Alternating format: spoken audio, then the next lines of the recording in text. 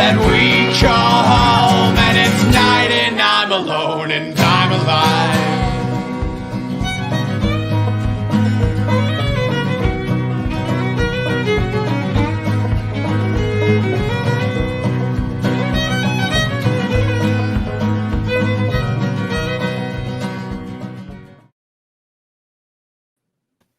Welcome to Talkin VAWLS, episode number 103. We are rocking and rolling, just off to a great start. I don't know what's going on with StreamYard.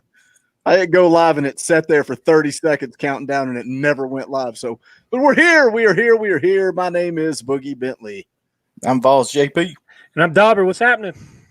We're going to get you'd kick me off the show or something. Well, what's funny is I always hit go live and then I hit the countdown clock. And then I was sitting there and I was looking at my YouTube screen. I'm like, it's not even live. What is it doing? And then I went back to go live and it's just clocking. So we'll see if we can get through this show. We'll see if we can survive an hour with StreamYard tonight. Strip sack. Yeah. That's okay. Score. I'll still be right here in the director's seat next week. My job's locked in. I must have a rich dad or something. I don't know how it happens. Oh, goodness. We're going to get into it, guys. We're going to talk a little bit about Alabama. Maybe we'll beat some dead horses. We don't know. We'll let you guys kind of drive the show, whatever you want to talk about. But we are glad that you're here. We got a few people rolling in now. Make sure that you do hit that thumbs up. If you're not subscribed yet, do that. Go on down, hit that subscribe button so you know that when Talkin VAWLS is going live. But we do appreciate all the new subscribers.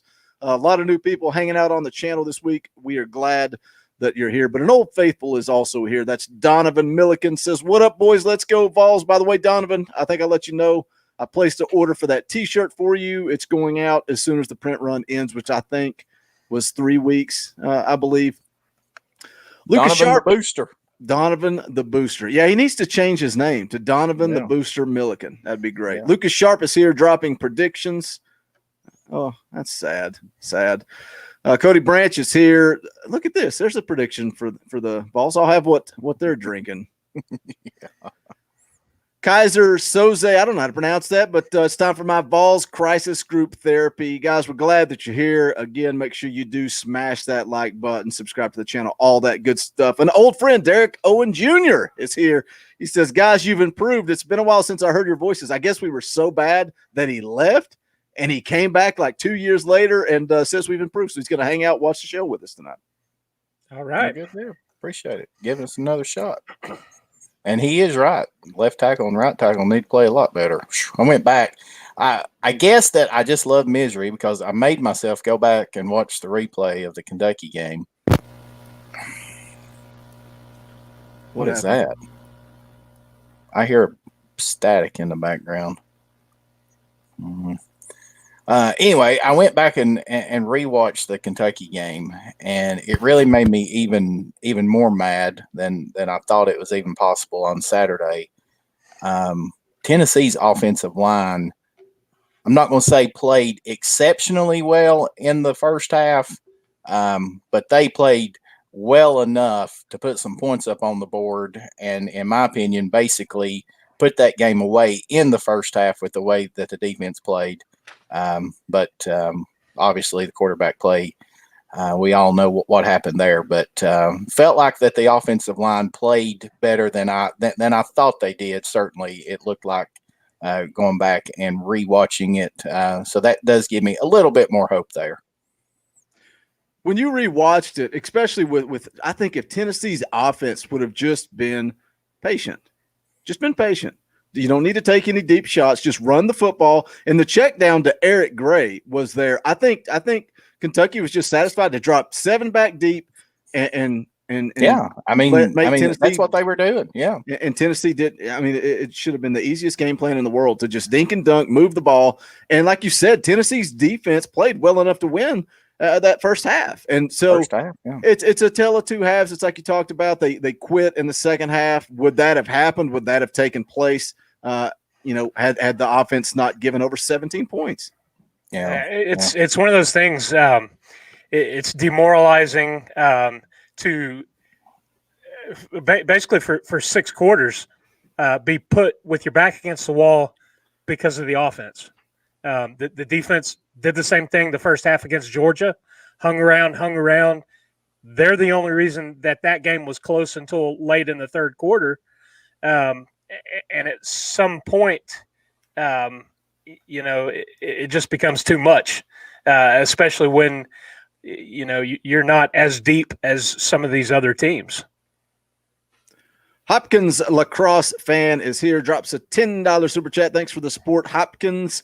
Good evening, gentlemen. No one on earth is giving the Vols a chance except us. Who's us, Hopkins? Somebody must be watching with you. You must have somebody sitting with you if there's more than one person.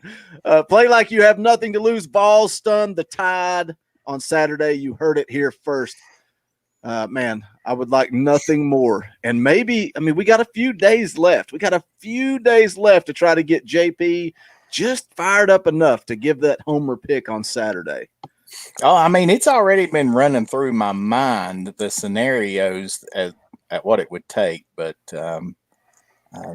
those ideas and thoughts quickly evaporate from my mind once I start thinking about what they're up against. But no, I certainly am not expecting anything as far as a win Saturday. But it's kind of easy to say, but you just hope that they look like that they at least know something about football. That's what we talked about Monday night. 6 quarters ago, this football team was leading at Georgia. And yes, they didn't play great in that first half, but still, they made enough plays on both sides of the ball to be ahead by 4 points in that game. So, but something obviously has happened. What did I see? The stat that in the last 2 third quarters, the Georgia game and the Kentucky game, that we gained like 36 total yards. I think I read that. Combined in the last 2 quarters of those football games, I saw some in the third quarter. So it's just historically bad offensive football. I saw some crazy stats. I had them all in my notes last week, and then I never got to them. There was something I saw. Was it maybe 30-something points scored when the other offense had only had 2 first downs within that scoring run? 30 points. Yeah, and those were Kentucky first downs. I read the same thing. It's abysmal. 2 pick sixes, short fields on the strip sacks. Man, how many times have we talked about this year how the defense dug in and held on a short field? Yeah. And is that some of the lack of effort that we're seeing? Are they to the point that they're frustrated? Do you think kids are quitting? You saw it happened Saturday. You saw, especially, I saw Fant on the maybe the second pick six. He just quit. He quit running down the field. Improved. Called him out on it on the coach's show. He was riding him hard on the coach's show. But how can Jeremy Pruitt get this team back? What is the mindset of 18 to 22-year-old kids? Look, they know. They get on social media. We can talk about that here in a second when we talk about the quarterbacks. These kids are on social media. They see everything. They know what Hopkins lacrosse fan just said, that nobody believes in them. Nobody. What I talked about earlier, their back's been against the wall. The Kentucky game, you're talking about 14 points given up by the offense in a matter of 3 minutes. The defense wasn't even on the field, and then they're in a hole 14 points. How do you get fired up to go back out there and, bust your tail when you're getting put in that kind of position? It's certainly tough. I'm sure it is, and they've seen it over and over and over, and that's going to be the difference this year. Can this team? Is there enough leadership on this football team to, the second half of the season, regardless of which way that they go at the quarterback position? Is there going to be enough leadership on this team to not just basically just lay down and just quit? Because we saw it happen Saturday. I just reading there, Pruitt saying, they've had real good week of practice, spirited practices this week. He's claiming that this is the best practices that the defensive lines had all year. I'm thinking, well, yeah, he's saying that. I bet he is, because he's the one coaching them. So, he's talking himself up there. But yeah, I mean, that's, like I said, Monday night. I want to see where the leadership is coming from. And obviously it's not at the quarterback position. It's just not. That's not where the leadership is going to come from. So, we've just got to we got to see who's going to step up. Who's going to step up on the offensive side of the ball? Is it going to be Chandler Gray, Trey Smith, Josh Palmer, one of those guys? I saw, I think it was somebody on the message boards on VolQuest talking about Garantano and Pruitt saying he doesn't throw interceptions in practice. And somebody said, yeah, is that because they just run slants all day in practice? But did you see Pruitt's response to that was they need to get more pressure on the line and get their hands up. There's way more to it than that. There's way more to it than that. Yeah, because going back and watching that game last night from Saturday, there's a play there in the third quarter that Kentucky's got the ball, and they throw a pass to the tight end who is split out wide in the slot position. And I was sitting there, fast forward or in slow motion watching it, and Tennessee brings McCullough up at the line of scrimmage. I'm assuming obviously thinking that they're going to run, and McCullough comes crashing down as soon as they snap the ball. Terry Wilson, honestly, all he does is get the ball and toss it to the tight end, and it's an 18-yard pickup. There is nobody. I mean, there's no defender even guarding that guy. So I mean, it has to be a busted coverage, obviously, but that's we see it time and time again across the middle of the field that Tennessee's just leaving it wide open. So that's what I don't understand about Pruitt. I mean, we all think or assume that he's very talented as far as defensive-minded football coach goes, but it is very complexing as to why that we can't find any kind of answer to defend the middle of the field. But I wonder if it goes back to playing man. You're trusting your corners. You're trusting the star to lock down man to man. Number one, they're playing so far off the ball. And number two, they seem to be playing outside technique, like they're forcing the guys to the inside. Right. So has he got away with that type of defense in the past because he coached at Alabama and he had 5-star after 5-star to plug and play? I don't know. I don't either. I mean, Schamberger had a pretty good year last year, but I mean, obviously, it's just his second game back. So, but I mean, he's played bad. I mean, he has just given up just too many. I mean, it's just been way too easy. Like that pass there Saturday I just talked about. I mean, I feel like that any of us, could have thrown that ball. I mean, it was a simple pitch and catch. I mean, it'd be like me out here throwing football with my nephew. I mean, it's just way too easy. Well, that's Boogie. You brought up a good point, and that's where I was going. It seems like the middle of the field, they're getting beat initially right off the ball because they're playing middle to outside leverage. They're not even lined up inside. They're giving that first step away because where they're shading. But then again, you also go back to some plays. We've seen Alontae Taylor and we've seen Thompson. We've seen them get burnt to the outside too. It's one of these things. We looked at this secondary and going into the season, that was supposed to be a strength. We said, this unit is going to be able to lock some guys down, allow the linebackers to run free, and we were hoping the defensive line would get pressure. That way, you're not putting them on an island forever. And it just seems like none of that has really come to fruition. We're getting beat off the snap to the inside.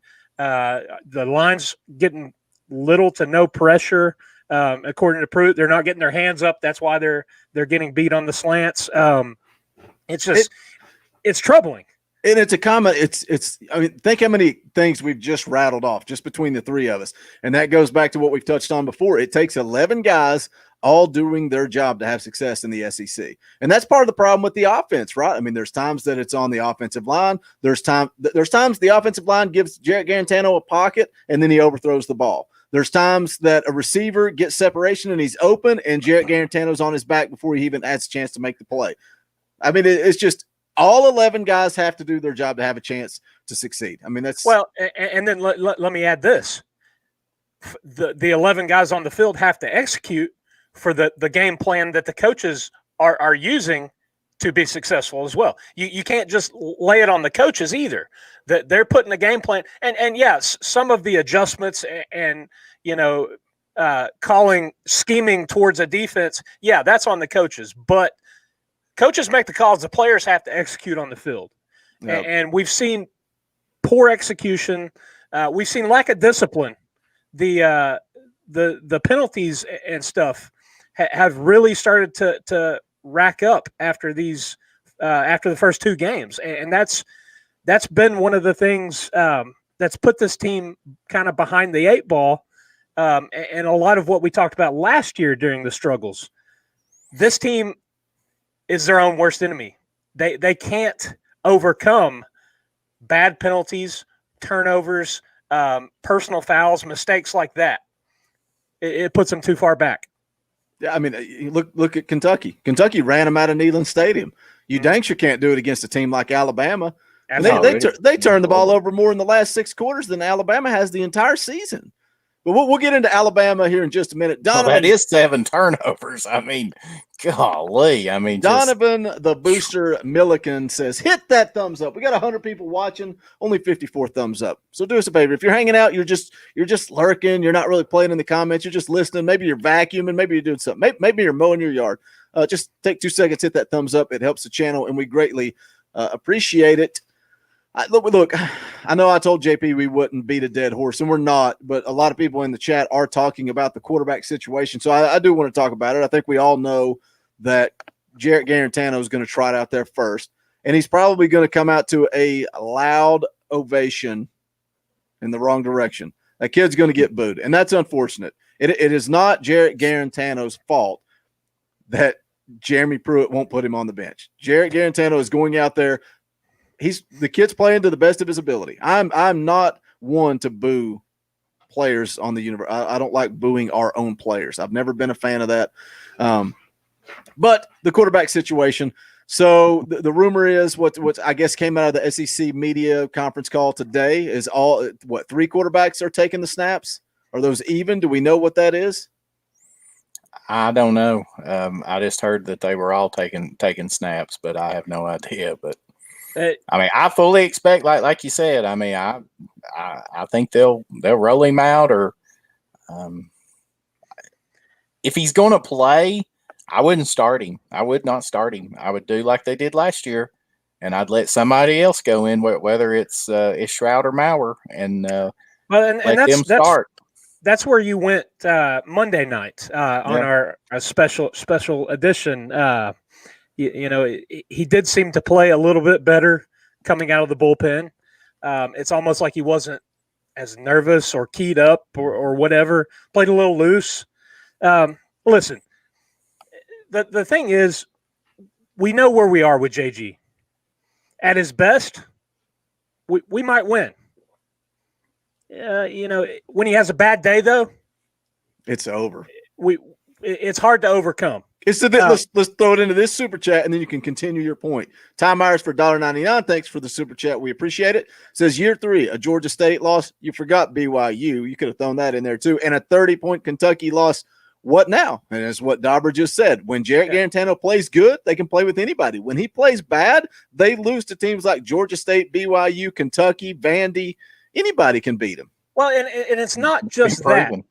It's when he plays bad, we can't overcome it. But when he plays bad, it's not just one mistake. It's like they pile up and they snowball. And you have, like you saw this past Saturday, 2 pick sixes in 3 minutes. And was it 3 consecutive possessions with turnovers? Yeah, because Shrout came in. Mhm. Shrout came in right well, after that. I mean, that's this offense. Listen, there are playmakers on the offense, but they're not good enough to overcome that, especially I mean, mistakes that turn into 14 points. I mean, you're not going to have many teams that are going to be able to overcome that. I mean, you know, that's how South Carolina beat Georgia last year. Yeah. I think Georgia turned the ball over 4 times. I think they had a pick 6, if not 2. So I mean, you know, that's how upsets happen, obviously, and that's how teams lose. I mean, you know, all of those stats that we've talked about this offense the last 6 quarters. I mean, we would struggle against anybody. I mean, with those kind of numbers, gosh, you know, I'm glad we ain't playing Georgia State again, because they'd run us out of Neyland again with those kind of numbers. So, I mean, obviously, you're not going to be able to beat anybody turning the ball over seven times in 6 quarters. It's just not going to happen. It's just not going to happen. But again, as far as quarterback goes, you know, I fully expect Garantano to be out there. But if it was me, if I was the head man, I wouldn't roll him out there first. I wouldn't do it. Do you put anything into the Instagram drama with Henry T and Harrison Bailey? Did you see that? Yeah, I mean, I think it's obvious. I think it's obvious what. Yeah, and that's even more obvious there to me. You know, anybody that doesn't know what we're talking about, Harrison Bailey posted on Instagram a picture of him throwing a pass from the game Saturday, and Henry T reposted it. And when he did, he put a little finger cross emoji as if he is hoping that Harrison Bailey takes over for this team. Donovan Milliken says he did it with Maurer too. Interesting. Did he do it with JG? JG probably has him blocked on Twitter. Yeah. Or was it another finger he was giving JG? Oh, God, JP. Oh, goodness. I don't know, but I mean, you can take that for what it's worth. But I'm with you. The fact that it got deleted, I mean, it seems pretty clear to me. But if there are questions out there and things like that are happening, what does that say again for leadership on this team? If nobody's believing in JG, if we're talking about last week, he throws the pick 6 and he's over on the sideline by himself. Nobody's over there patting him on the head saying, okay, let's go. We got this next drive. We got to get this thing going. No, he's just sitting over there by himself sulking. Does this team was that part of the factor of them quitting?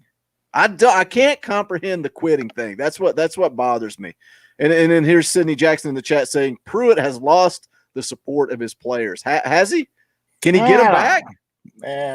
I'm not sure about that. I mean, we've heard too many comments about players talking about how that they like him, and you know, we've talked about it on here. I think everybody thought that we'd see a mass exodus, or a lot of players leave, and it just hasn't happened over the last couple of years. So I think that this team still trusts Pruitt. We just don't have a quarterback. I mean, we just do not have a quarterback, and it's evident the most important position on a football team, and we just don't have one. And again, to me, you can sit around and you can continue to blame Garantano, but like you said, Boogie, it's not his fault that he keeps being trotted out there, because we know he is what he is. But I do put it on the coaching staff that they've had 3 years to get another quarterback, and obviously we don't have one. So that's the frustrating part. Again, it goes back to what we talked about Monday. It's the lack of recruiting to bring somebody else in, the lack of development to make somebody better or bring somebody in and make them push JG to get better, or have them assume the number one. And that's not happened. And that is what is more troubling than anything else. and G no longer trusts Pruitt as much as it hurts. I want to know where Brian Maurer's at. I want to know where that kid's at. You know, he did turn the ball over, but we talked about it. I think Monday he brings a spark, he brings the energy, he opens up the offense because he makes some plays with his feet. He can extend plays, and I know he had the hamstring and all that. And I was kind of going back and forth with somebody in the comments on Monday. Why is he not ready? You know, they were saying there's more to Harrison Bailey getting in the game than learning the playbook. Look, we know that. We know that. You got to take some reps. Brian Maurer had a year. Hey, I mean, he has a couple starts under his belt. Yeah. And you're talking about continuity with Chaney and the coaching staff. It makes no sense to me why. And I kind of touched on this before too. If Jarrett Garantano had hamstring problems during camp, you don't think he would be starting by now? He would. I did catch a few things during the off season that he might have been in the doghouse a little bit. Maurer? Yeah. I wonder if he's on his way out the door. I mean, he's all but said it. It's very, very strange for sure. And if he's not, then stop posting this vague stuff that makes it sound like you are, because that doesn't do anything to help your matter. Yeah.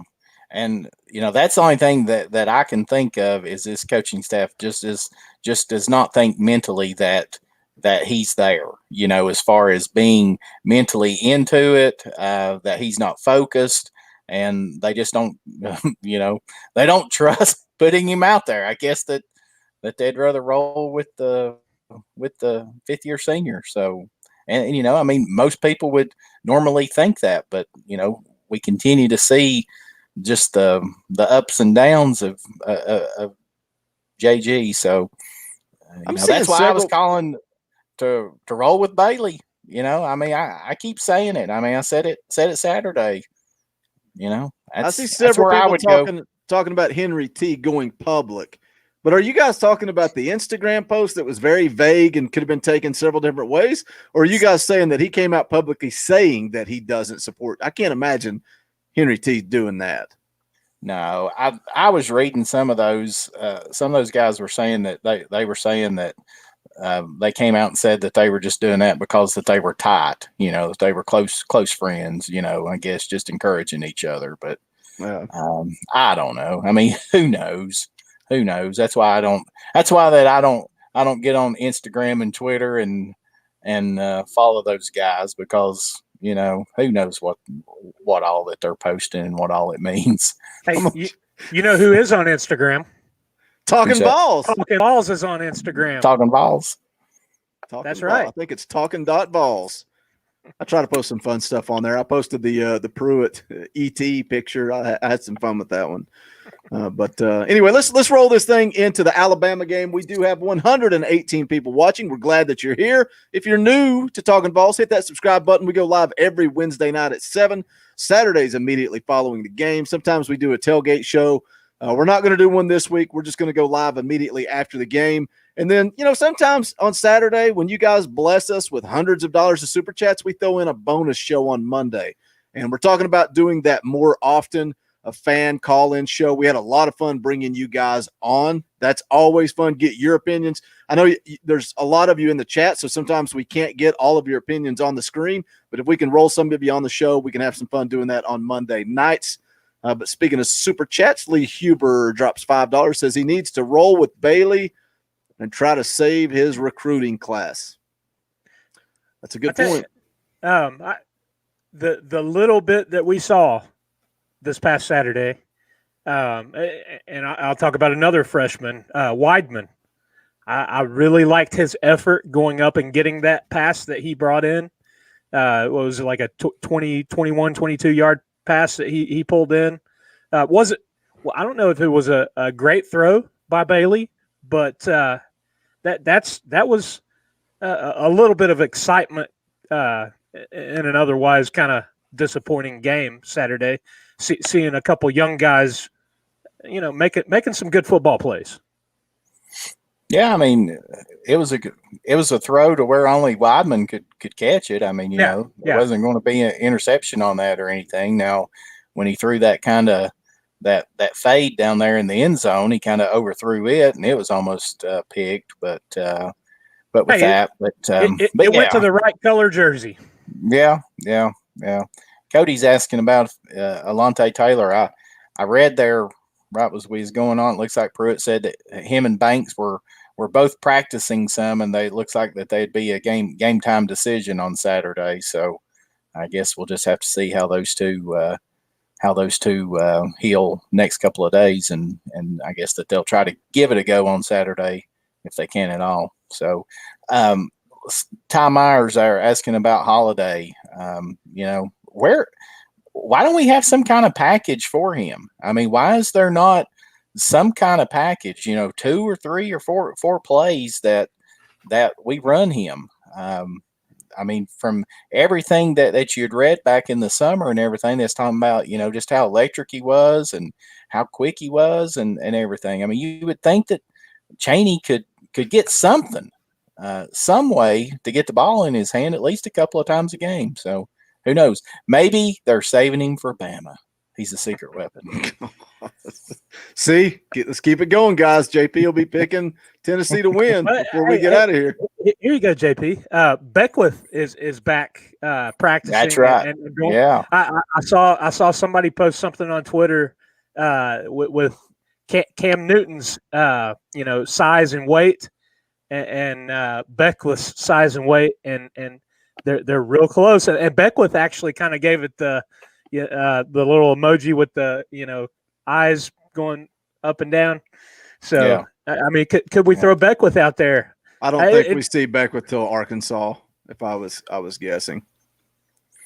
Yeah, I mean that's going to be the excuse me. The interesting thing is, obviously that Pruitt's not going to say that they're just going to mail in this game, obviously, but I mean everybody knows that there's not much of a chance at all, if any, to even win this game, obviously. But he can't go out there and just just basically say, all right, fellas, just go out there and let's get this week over with. I mean, you've still got to go out there and compete, obviously, and do all that you possibly can to try to win with that. But it'll be interesting to see with that bye week coming up, because I think that's when that you could see the youth movement really start. Then is that last 5 games of the season.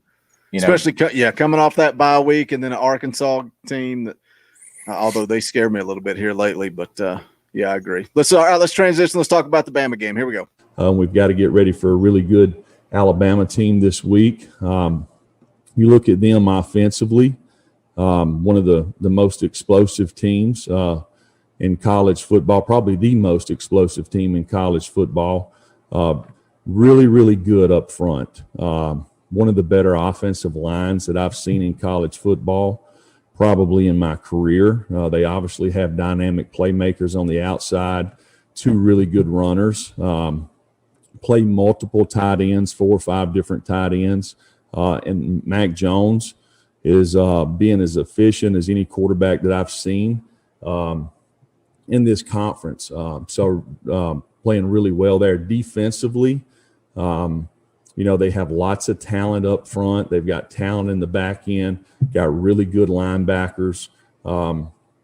They've given up some plays a little bit this year, but I think some of it's circumstance. If you watch them offensively, they're scoring so fast. They have to play a lot of snaps on defense, which is a little bit different. It's probably been the same the last couple of years there. They've scored a lot. Scored a lot of points and done it really quickly, which is probably different than when the years that I coached there. The style of play is totally different, so they're having to play more snaps, but got a really good return game and got good specialists, so it'll definitely be a challenge for us this week, and we really got to focus on ourselves. Really got to focus on ourselves. Could you tell if that was Alabama or Georgia State he was talking about? He talks about them all the same, really. every team they play is an NFL. But I mean, Alabama favored by 21.5 right now. Obviously, coming off the win over Georgia, I think they scored what was it, 24 unanswered points. but they're averaging almost 50 points a game through the air, on the ground. And like I said earlier, they've turned the ball over 4 times this season, while Tennessee has turned the ball over 7 times in the last 6 quarters. JP, what do you see in this? Well, let me hit this first. Matthew Ford becomes a YouTube member. Thank you for the support. We appreciate it. That's just 99 cents a month, a commitment to the Talkin VAWLS network. And now you have access to custom Talkin VAWLS emojis. I'll put some in the chat so you guys can see what they look like there. But thank you for becoming a member of the channel. JP, what do you see when you look at this Alabama team? No, I mean, just offensive weapons galore. And, I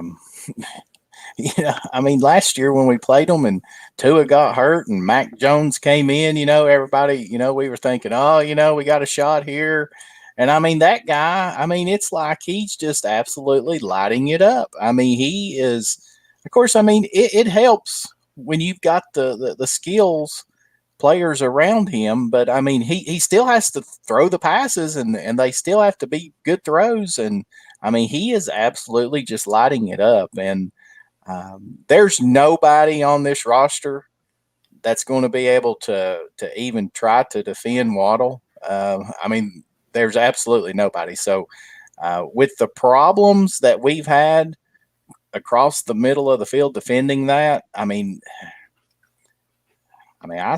if I was Sarkisian, I mean, I would just honestly, I mean, I'd just throw it across the middle every single time. I mean, obviously that's not going to happen, but I mean, I don't know what the answer is there. And I don't know how that you slow it down. I thought, well, obviously play your safeties deep and, give up, just let them dink and dunk down the field. But then you've got Najee Harris, who's going to, rush for 300 yards then, and he's going to just absolutely destroy you. So I don't know what the way to defend them. I don't think that you can.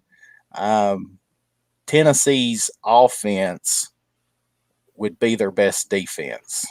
But I have absolutely zero faith right now in Tennessee's offense. So, that's why I think this game will ultimately get out of hand, and it'll be fairly quick, unfortunately.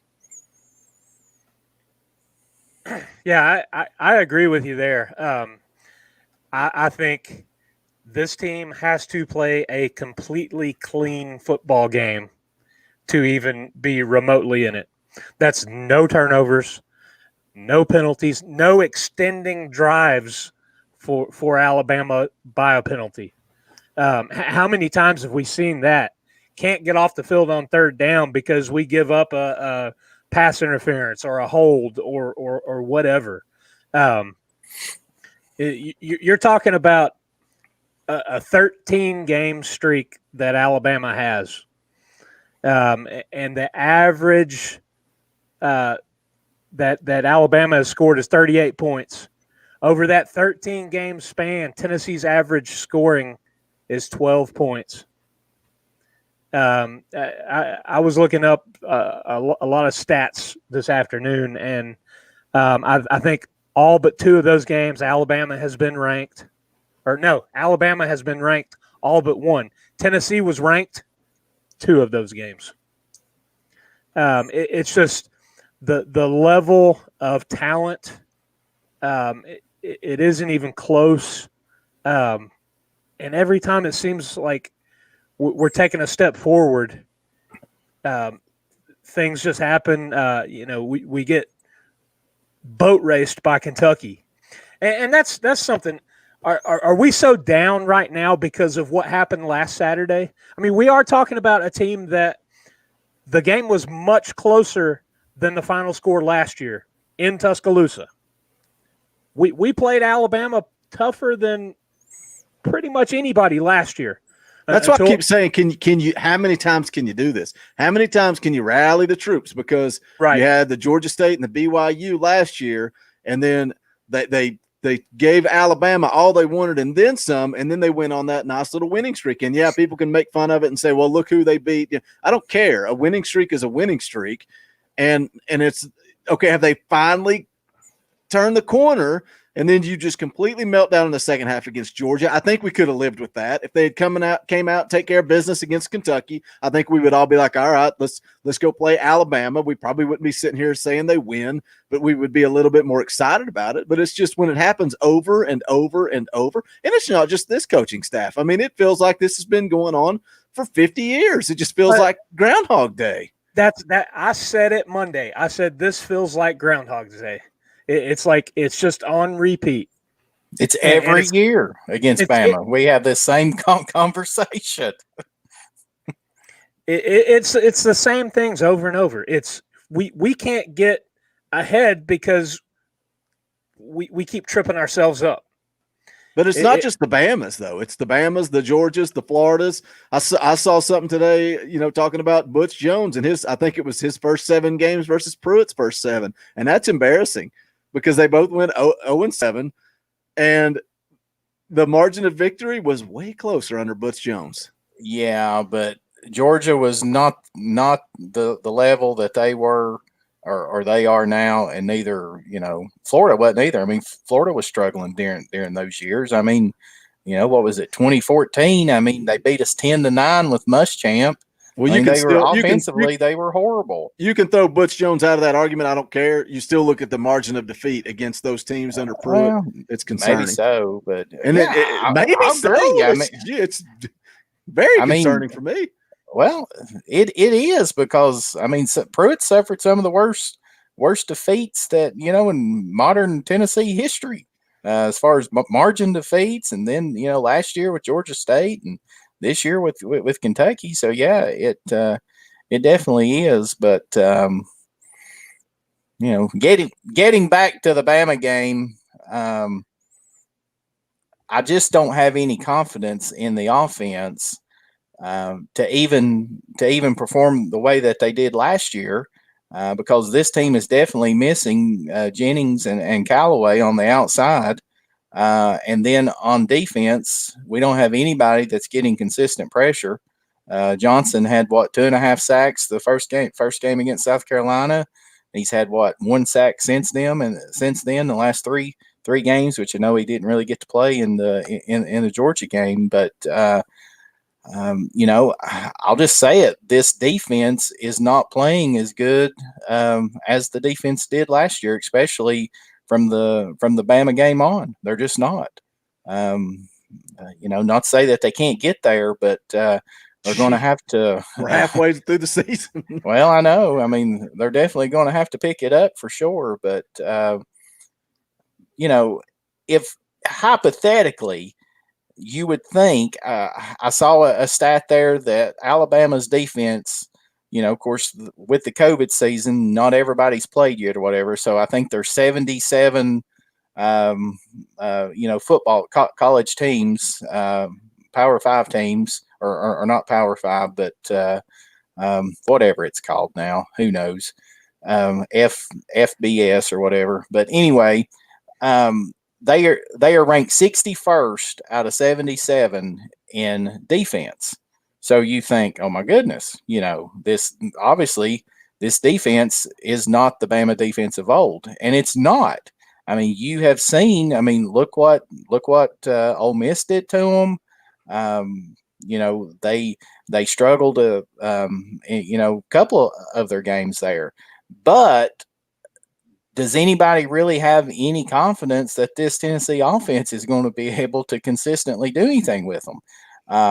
If this offensive line could open up some holes and control the clock and control the ground game and get the offense in, short down and distance on third down and just continue to control the clock. I mean, that's the only way that Tennessee would even have a remote chance at pulling the upset. And it would still take, probably at least 2 turnovers by Alabama that led to easy points for Tennessee. I mean, to me, that's the only way that they could possibly do it. One thing that I would do, regardless at who's playing quarterback, I would not snap the football until there was no more than 2 seconds left on that play clock. Every single time Tennessee had that football, I would shorten the game as much as I possibly could. Because if we go out there and we're snapping that ball with 15, 16 seconds left and we're throwing it around and we go 3 and out, I'm telling you right now, I mean, Saban will end up calling off the dogs at some point in time, but they will absolutely run us out of Neyland Stadium. They will run us out of Neyland Stadium. I've already said it. Jalen Waddle will score at least 2 touchdowns of 50 yards or more. I have no faith in this defense being able to get anywhere near him at all. Yep. I agree. I would come in there with the same game plan as the Lane Train did when he was there, and they had a chance to win it at the end. I think that's, if you give this Tennessee football team any chance at all, that's the way they have to do it. But what scares me about that is they have seemed to have more success when they go quick. That's when the Tennessee offense has seemed to move the ball better. So I could see them come in and doing that, and we may see Alabama put 70 points on the scoreboard. That's just the sad reality of it. Yeah, I mean that's why I said, the best defense for Tennessee this week would be their offense, but who has any confidence in that whatsoever? I don't. Well, it'd be a good change to see the offense supporting the defense instead of putting them in a hole. Yeah, I mean, the offense scored more points for Kentucky last week than they did themselves, so that's a problem. All right, you guys want to go ahead and start heading into our picks, make some SEC predictions. Anybody that doesn't know, we also have some SEC pick'ems going on in our private Facebook group. You can just search Talkin VAWLS Facebook, and it'll pop it up. Request to join will get you added. JP, do you have the leaderboard there with you by chance, or I'm putting you on the spot? If you don't, that's okay. I mean, I've got it on my phone, but I don't know how to. You don't have to worry about it. JP posted it in the group today, so you guys can go see the results after last week. Also, we agreed to give away a free T-shirt for the Kentucky game. It was to guess how many rushing yards Tennessee would get. They had 175 rushing yards, and Drew Hicks picked 175 rushing yards on the dot. So, Drew Hicks, if you're listening, you need to send us a message either on Facebook or on Twitter. Either one will work. We'll get your address. We'll get that T-shirt ordered, and it will go out as soon as the print run is complete. All right, you guys want to take a look at our SEC pick'ems? JP, you called it. None of us should be going to Vegas anytime soon trying to place bets. Here's the SEC pick'ems. I know that's kind of hard to see. We may try something different. What is that? Oh, I was like, why does it say Dobber? But it's Dobber's his video name's right in the middle of mine. So there you can see me and JP tied at 5-7. Dobber is 4-8. First game on the schedule this week, Auburn going on the road to take on Ole Miss. JP, who you got? Auburn versus Ole Miss. Lord, I have to look it up. I can't even remember. Dobber even sent it to you, so you didn't even have to do it. I've got it pulled up. I've got the Fighting Lane Kiffins. I think Auburn's a dumpster fire. The Vol Kid says, Boogie wants to go and watch AEW. Y'all got 10 minutes to wrap this show up. Troy Lee, if you would join me every Thursday night at 9 o'clock right here on the Talkin VAWLS Network, I would tell you on the Wrestling Council live. I like you guys making the picks along with us in the chat. That's a lot of fun. Dobber, who you got? Ole Miss versus Auburn. I look for Auburn to bounce back after their terrible loss to South Carolina last week. I think they're going to snap out of it, and they're going to take it to Kiffin and the Ole Miss Rebels. And none of our picks make any sense. You guys were so discrediting Auburn when I was using them to elevate Georgia so that I could pick Georgia only to lose. I'm with JP on this one. I'm going with the Lane Train. I think Ole Miss is going to put up a lot of points on that Auburn defense. Kentucky going on the road against Missouri. Who you got, JP? I'm going with the Missouri Tigers. I'm telling you right now, after watching that game again, I mean, I give Kentucky credit. The last 2 ball games, they've had they forced 10 turnovers or whatever and all that. But I think Missouri is balanced on offense, and I think that they'll end up outscoring them. I do. I really do. I'm going with the Missouri Tigers. I'm going with Kentucky. Based on the two games that we've played against these opponents, I think Kentucky looked better. Their defensive front looked better. I don't know. Gut feeling going with the Wildcats. I'm also going with Kentucky for no other reason other than the fact that they boat raced Tennessee inside of Neyland Stadium, so they must be great, and they are going to beat Missouri. We've got also South Carolina taking on LSU. I picked LSU on this one. It'll probably end up biting me again. South Carolina bit me last week. I started to go with them last week against Auburn, and I didn't. Wished I would have, obviously. But I'm picking against them again this week. I think that Orgeron will find a way. I think they didn't play last week, right? They've had 2 weeks off. Yeah, so I think that they'll come in fresh. I think that they'll made some changes on their defense, and I'm just going out on a limb and just say that LSU beats South Carolina. I agree. I've got LSU as well. I just don't see the defending national champs starting the year 1-3, going to 1-4.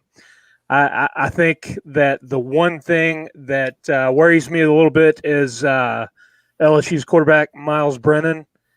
His status is still uncertain for the game, even after being off with the game postponed last week. I think it could be close, but I've got LSU winning this one. What's wrong with their quarterback? Is it COVID related, or is he hurt? I don't even know. I'm not sure. What I read, it just said his status is still uncertain. I'm also going LSU, and I know they lost a lot, but it's still South Carolina, and I just think LSU gets it done. Main event, Alabama, Tennessee. Is anybody picking? I don't know. I think I went first last week. I think it's your turn to go first. Let me see what I was making sure that wasn't three digits on the score I had for Alabama.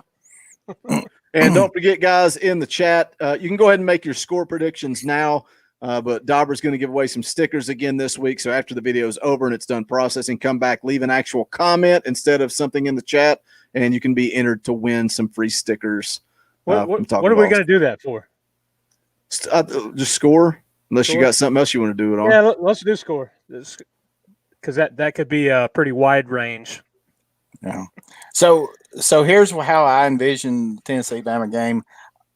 I definitely think Tennessee will come out playing spirited football. I'm certainly, as we all are, interested to see who actually starts at quarterback for Tennessee, although ultimately it's not going to matter.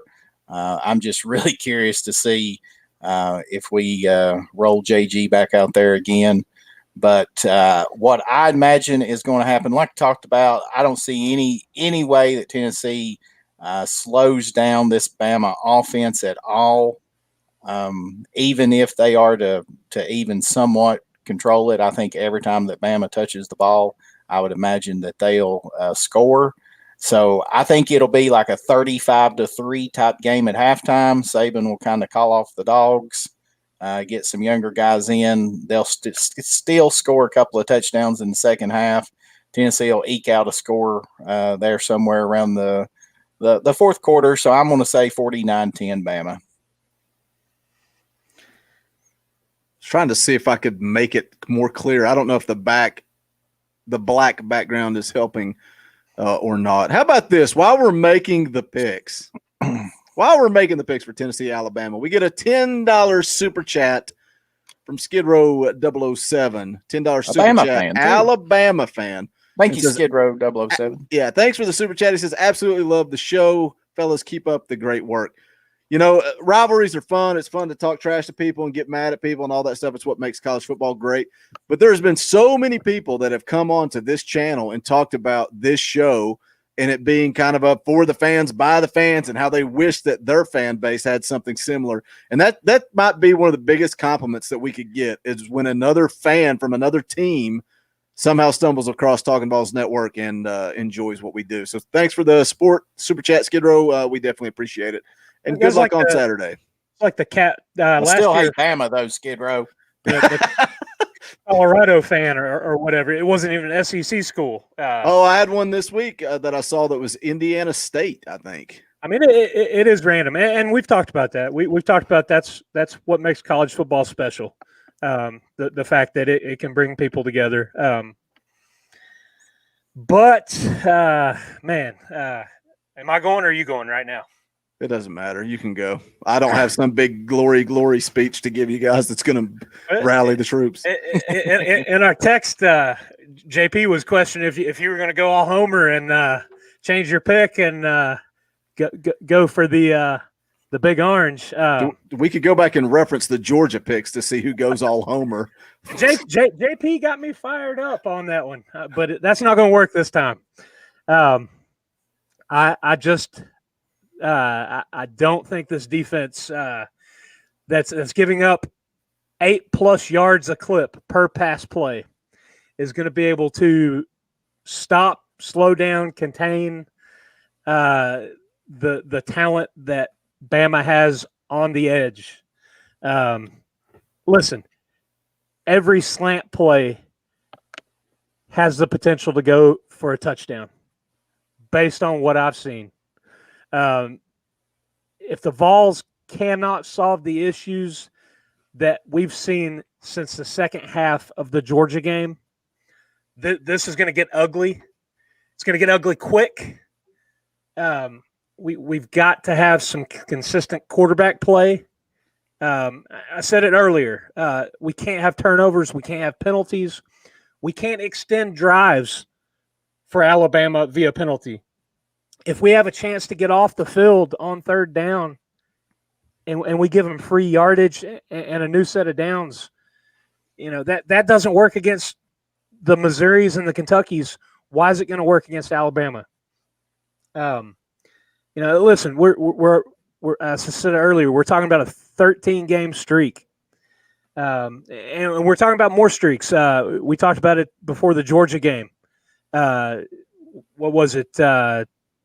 The last 10 ranked opponents, margin of victory, 25 points in their favor. I hate to put out a score like this, but I've got Alabama rolling 56-17. And it pains me. I like picking second. I don't like picking last because y'all say everything. I'm just like, I might as well just rattle off my score and not have anything else to say. I mean, I kind of agree with JP. I think that Jeremy Pruitt is going to find a way. He is going to find a way to motivate these kids, bring them together. Obviously, it's not going to be enough. It's not going to get it done. I think Bama wins, but it's going to be a little bit closer than everybody expects. I'm going 38-24. On the flip side of that, Bama could hang 70 on Tennessee. I mean, we'll just have to see how it plays out. But I think Tennessee's going to come out with a little bit of motivation. Maybe they can keep it close. Maybe they find a way. Let me tell you this: if they win, we're gonna stay live. We're gonna stream all night long. We'll be on here till 2 a.m. just talking balls. I mean, hold on. The next time that Tennessee beats Bama, I really don't know what I might do. I mean, I'll just be honest with you. If it ever happens, I'm ready to smack the taste out of somebody's mouth right here. Troy Lee and live free or die? Absolutely not, fellas. I'm as orange as it comes. I don't have any faith. Look, Dobber's like, I would never make a homer pick, and then I'm just going to queue up the Georgia pick. Dobber, JP changed my mind. They're calling me Bama homers.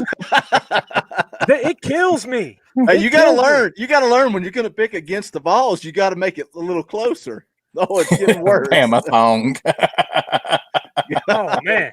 Better wrap this show before Dobber punches somebody. I'm going to have an aneurysm. Yeah, I'm telling you. I mean, it kills me too because I mean, you two know me. I mean, the Tennessee Bama. I mean, sadly, it's not even a rivalry anymore. I mean, how can it be? I mean, they've dominated us. I mean, just absolutely dominated us since Saban took over. I don't think I have anything that's crimson.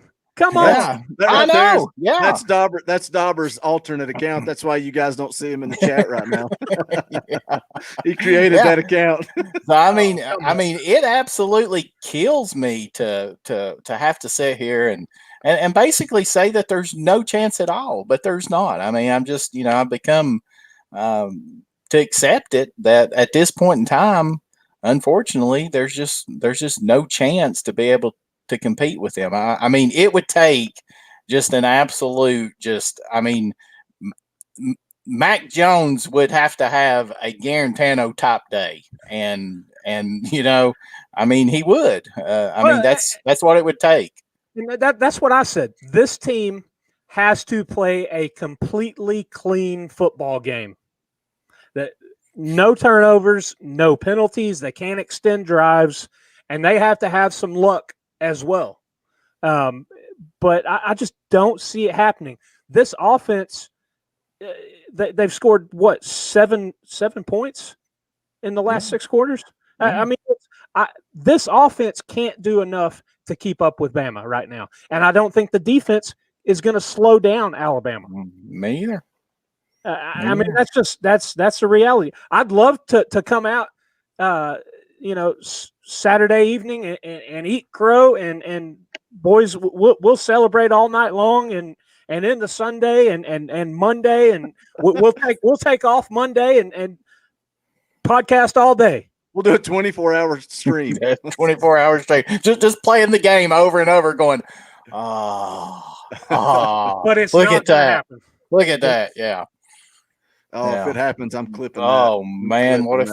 Yeah. Like I said, I don't know what Vols JP do next time Tennessee beats Bama. I'm starting to wonder if it'll ever happen, but It's an ongoing eventually, joke. at some point in time, Kentucky finally beat Tennessee, so Be the most Tennessee thing ever to lose to Kentucky and then beat Alabama.